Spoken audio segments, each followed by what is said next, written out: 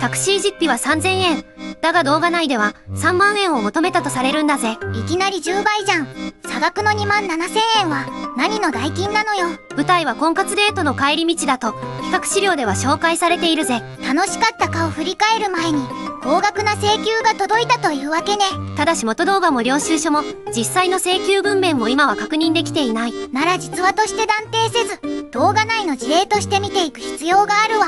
それでも3000円と3万円、この数字の開きは無視できないぜ。画面に並ぶのは実費3000円、要求額3万円、差額2万7000円だ。深夜料金が加わった程度じゃこの10倍という差は説明しにくいよね。単なる入力ミスや別の立て替え金という可能性もまだ否定はできないぜ。だったら普通は金額の内訳を一元添えれば済む話でしょう。ところが動画内では交通費の確認だけでは終わらなかったとされる。お金の話が行為や人格をめぐる対立へ変わったということね。3万円を拒まれた後、話の軸がずれていった可能性が示されているぜ。払わない人は冷たいなんて方向に進んだら話が別物になるわ。本来の論点は実際にかかった費用と事前の合意があるかどうかだ。相手が優しいかどうかはタクシー料金の内訳にはならないでしょう。そこへ見えない感情の値段が混ざると請求は一気に不透明になる。差額の正体がわからないほど受け取った側の不信感は大きくなるね。残りの2万7000円は一体何に対する支払いなのか。交通費なのか立て替え金なのか、それとも勝手につけた感情の値札なのか。理由の原文がない以上ここでは可能性を事実のようには語れないぜ。それでも請求の仕組みを追えば揉める理由はかなり見えてきそうね。まずはデートから請求まで確認できる範囲で順番に並べるぜ。時系列の最初は婚活中の男女が飲食店であったとされる場面だ。店名も駅名もわからないから駅前の飲食店という範囲までね。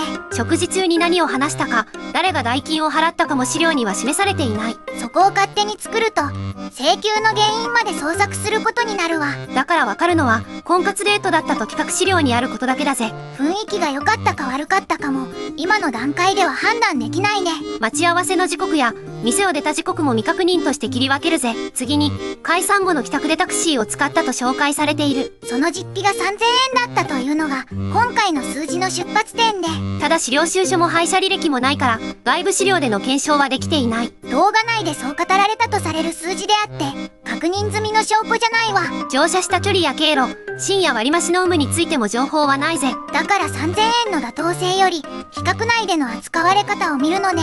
そうだ、比較上ではこの3000円が実費として置かれているんだ。その後相手から3万円を求める連絡が届いたとされているぜ。帰宅費用の話だと思っていたら桁が一つ増えていたわけね。実際の文面は未提示だから言葉遣いや要求の強さまではわからない。期限を切ったのかお願いだったのかそれすら断定できないのよ。そこで再現では事実と誤解されない要抽象的な会話に止めるぜ。昨日の分なんだけど私に3万円を払ってほしいの。タクシー変わって確か3000円じゃなかったのか。今の会話は再現だ。実際の請求者の性別も原点では確認できていない。女が請求して男が断ったと決めつける材料はないということね。配役は状況を理解するための仮置きで性別全体への批判でもないぜ。大事なのは誰が言ったかより金額と合意が食い違っている点だよ。3000円から3万円へ増えた理由をまず確認する必要がある。領収書を見れば終わる話なのにどうして感情の話になるのよ。その変化こそこの事例で一番不気味な部分かもしれないぜ。私がどれだけ時間を使ったか少しも考えてくれないの。でもそれとタクシーの実費は別の話じゃないか。この応酬も心理構造を示すための再現で実在の発言ではないぜ。こうして費用の確認が自分を大事にしたかという話へずれるのね。3万円そのものより差額を何の対価と考えたかが重要なんだ。事前に伝えていない対価なら相手には予想しょうがないでしょう。見えない期待を請求書に変えた瞬間信頼の問題が始まるぜ。支払いを断った後の反応について裏付けとなる資料は出ていない。怒ったのか説明したのか連絡をやめたのかもわからないのね。交際が終わったかどうかも現時点では結論を置けないぜ。当事者の年齢や職業過去の交際歴も今回の資料にはないわ。不足した情報を想像で埋めれば別の事件を作ることになる。わからない部分を不明というのも事例を扱う大事な姿勢だよね。確認できる数字と再現や分析を混ぜないことが必要だぜ。ここまでの確認事項を一度きれいに仕分けしておこう。比較資料にあるのは婚活デートタクシー2つの金額ね。3000円と3万円の比率が10倍、差額が27,000円なのは算術上の事実だ。でも領収書、請求文面、要求理由、元動画は未提示という状態ね。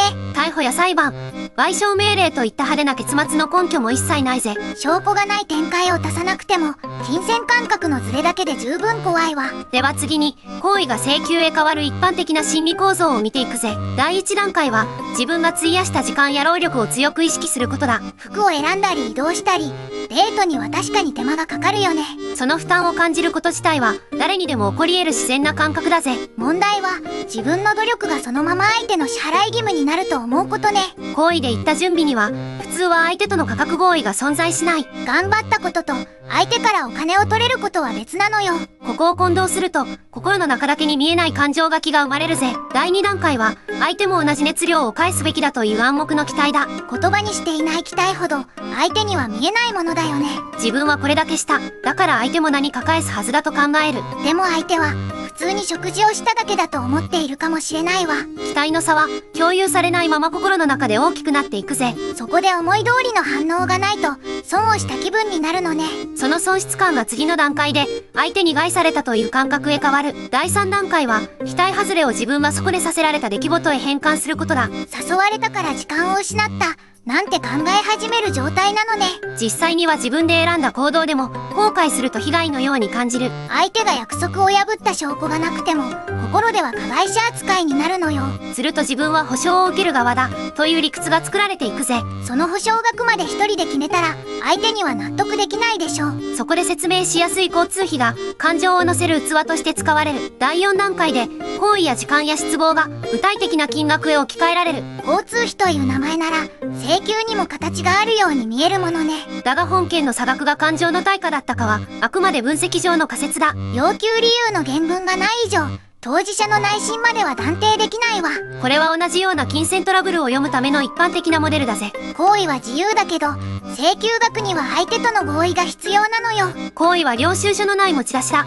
勝手に値札をつければ揉めるぜ。要求を拒まれると、金額ではなく人格を否定されたと感じる場合がある。請求が不合理だった可能性より、自分が軽く扱われたと考えるのね。すると拒否した相手を責めることで、元の要求をさらに正当化する。期待、損失感、被害者意識、金額化、拒否、逆切れの連鎖ね。一度この輪に入ると、領収書を見せても感情の決着にはならないぜ。数字を確かめたい側と、気持ちを認めてほしい側がすれ違うわ。だから費用と感情は、最初から別の問題として話す必要がある。では、この3万円請求の先に何が残ったのかを整理しよう。支払いが行われたかどうかは、今ある仕様ではわからないのよね。その通りだ。3万円が払われたと裏付ける証拠は提示されていない。逆に、最後まで拒否したと断定できる記録もないということね。連絡が打ち切られたか、交際が終わったかについても不明だぜ。既読や削除の場面を再現しても、実際に起きたとは言えないわ。結末がわからないからこそ、派手な末路を作ってはいけないんだ。でも次に安心して会える関係かと聞かれたら、かなり難しいよね。金額の違いより、説明なしで請求されたという疑念が残るからな。払ったかどうかより、信頼して話せない時点で関係は壊れているわ。タクシー代の生産が、誠実さや金銭感覚を疑う問題へ変わった。一度だけの食い違いでも、将来のお金の扱いまで不安になるでしょう。小さな実費に不透明な上乗せをすれば、失う信用は金額以上だぜ。信頼まで一緒に清算されるなんて、笑えない結末ね。最後は、同じような請求で信頼を失わない3つの確認だ。第一の確認は、交通費の実費を客観的な記録で確かめることね。領収書、配車アプリの利用履歴、実際の支払い額のどれかを見る。金額を疑うことと、相手の人格を攻撃することは分けるのよ。最初の一言は、責める言葉ではなく、明細を確認したいで十分だ。記録があれば、記憶や感情だけで争う事態を避けやすくなるね。恋愛でも会計でも、まず数字の土台を揃えるのが基本だぜ。第二の確認は、想定外の高額請求をその場で送金しないことよ。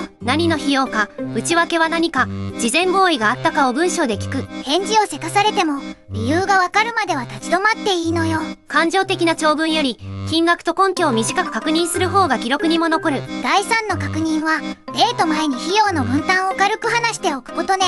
飲食代、交通費、宿泊費を誰がどこまで負担するか合わせる。堅苦しい契約じゃなくても、一言あるだけで思い込みは減るわ。親子でも想定外の送金を求められたら相談するルールを作るんだ。行為は自由だけど、請求額は双方の合意がなければ決まらないよ。第1は実費の記録、第2は内訳と合意、第3は事前の費用分担だ。この3つを確認すれば、感情の応酬へ進む前に立ち止まれるわ。恋愛にどんぶり感情を持ち込むと、会計より先に関係が閉まるぜ。3万円の請求理由も、その後の結末も、今の仕様では不明なのよ。だから当事者を断罪せず、不透明な請求構造だけを教訓にする。金額と感情を分けて確認する。それが自分と家族を守る線引きね。身近な人間関係に潜む、笑えないしくじりをこれからも追っていくぜ。見逃したくない人はチャンネル登録だな。